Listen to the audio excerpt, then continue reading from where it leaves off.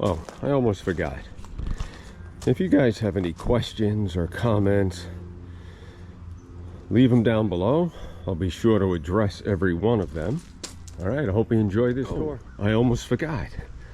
Yes, we survived 2 hurricanes. Helene, or Helena, forget, and Milton. So, 2 last year, 2 this year. Farmer's Friend Gothic Pro. It's a winner. Today is November 3rd, 2024. And we're going to take a quick tour of this olive tree. Here we go. Quick tour. This is the fall crop. Lots of succession lettuce. This is a green butter. I also have the red interplanted so you can see the different succession. Look at that. Get out of there. Not much for weed-free garden. Okay. Escarole, basil. You gotta smell fresh basil. It's so good. Made some sauce, some pasta sauce last night. Put some of that in. Excellent. Broccoli, lots of broccoli. Fennel. These are parsnips. I had extra seeds, so I figured I'd plant them. See what happens. Here's some cabbage. I got these starts from my friend John. Some carrots interplanted. Broccoli. This is a volunteer tomato plant. Again, did not plant this. In the process of removing suckers, you know the drill. A little behind here. Still doing some hurricane cleanup, but folks, remember the video. You put that right in a pot, it'll root, and we'll get free tomato plants. I've got too many, so we're not going to do that. It's hard to resist the temptation, I have to say. More cabbage, another volunteer, more cabbage, broccoli, fennel. We have some beets, and we have some arugula. Here's new starts. These are tough seeds here. We have Greek oregano. All right, I've got a germination of 2 out of 6. And this is thyme. Again, 2 out of 6. Red butter lettuce. These are more broccoli, which I'm potting up. More lettuce. This is the green lettuce. There's another small one. We come around here, and we're looking at succession pak choi as we get into the bigger ones, more established. Here's a volunteer tomato plant. Look at that rack of tomatoes coming on. Look at that pak choi. P-A-C-C-H-O-I. It's probably pak choi. It's kind of a petite or small version of bok, B-O-C choi. Beautiful. Look at the radicchio. Spectacular. Another volunteer tomato plant.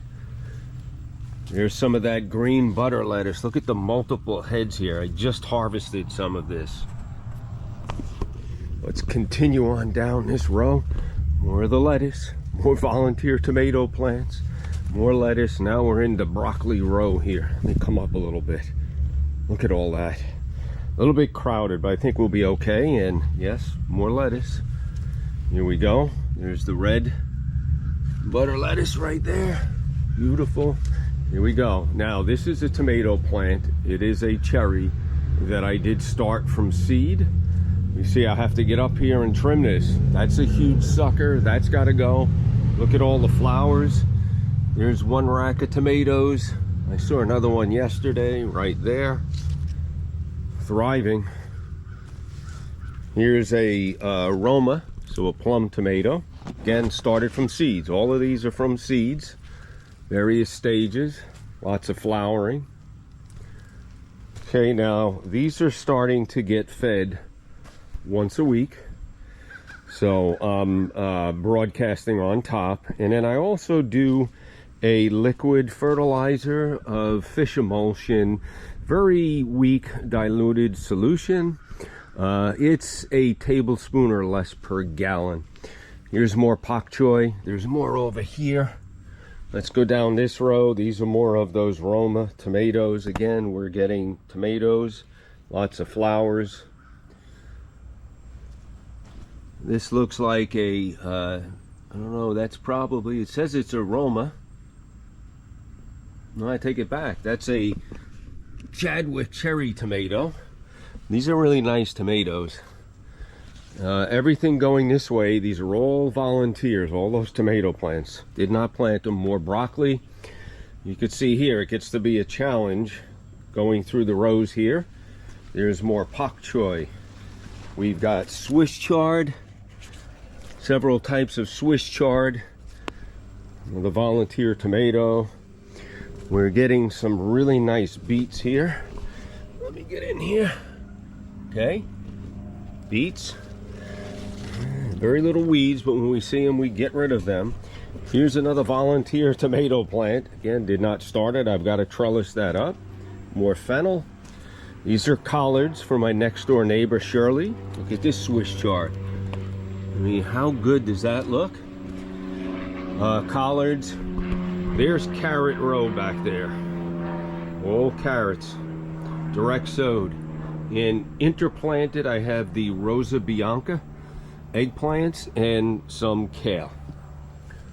That is my Meyer lemon I took out of the ground and put it in this pot, and we are getting some new growth. Very hard to see, but right there. All right, we have more collards, more radicchio. Take a look at this. I mean, how gorgeous is that going to be? All right, I've been pulling these bigger leaves off. I don't want it to rob too much of the energy. And we have, these are branches out of my olive trees. No growth yet. I'm not going to give up on them just yet. They're not taking up any space. Here's figs. At this stage here, when they just start to turn, I harvest them and I'll put them on the counter for, overnight, and they're ready. Almost every day I'm eating a fresh fig. Nona, Stacy, doesn't like figs that much, so these are all mine. I have shared a few. Look at this. I got 2 today. There you go, Neil Rogers. Take that. All right, earlier I talked about potting up my broccoli. So that's going to be the strategy. Once I have some more room and we've harvested, we'll have more established plants versus just the seedling. Let me step back here and give you all a view. Now, my friend John, well, I'll tell you, it's been a nice friendship. We've been having a lot of conversations over the last few years, more recently, beginning of this year, end of last year, about some growing strategies. And he said something that really touched my heart. He says he focuses on vegetables that are nutrient dense and not so much on the tomatoes, things of that nature that are a little more challenging to grow. They have a longer span to get to the actual harvest of a tomato versus a pak choy. I'm maybe 60 days from direct sowing a seed or starting a seed in a small tray. Okay, let me put my figs down for 1 second here. Now, let's just take a quick look at here. So these are a 6-cell pot, and you could see that they'll air prune where these slats are, openings. As those roots get exposed, they'll air prune and die off. So it really creates a hardy root system. I'm direct sowing 1 seed. It's from Johnny Seeds. It's the Salanova, and this is the red butter. I started it October 20th. Today is November 4th, and that could get transplanted into the ground. I'm going to give another week or 2, but that's how I'm doing my succession planting. When I started my fall crop, I was using, I believe it's a 52 cell seed starting tray, which is basically fits right in there. Once I get into succession, I could pull back on how many I'm starting, and I stagger every 2 to 4 weeks of starting seeds. So we have plenty of lettuce for our family and friends. It's looking spectacular. Yep. Quick project right there. It's taking up a lot of my time, but I got tired of looking at the garbage pails and recycle bins. This area is a mess over here. However, a little bit shift in strategy. I had a Mexican sunflower. I've removed it. That's a new white peach tree. With this one, they're excellent. They do well. Looks like it is a grafted. That's a plum. Fakahatchee grass. This is some Stacy's touches here. I've brought in some firebush. They're great for bringing in the pollinators. This is my Thai dwarf mulberry. What I've done more recently is I harvest them, wash them well, dry them, freeze them. They go in our protein shakes. Now, what am I doing here? This is my sweet almond. 2 to 4 times a year I'm having to trim this back. It's just too much work. It's going to be removed. Pete over at Green Dreams does sell a dwarf sweet almond. I might get one of those and put it there. A quick stop in the small greenhouse. Again, this is one I built. I built it in 2013, right after I completed my protocol for cancer, and it's gone from a hydroponics to a raised bed. I don't know if one day I'll convert it. These seem very convenient, but what do we have here?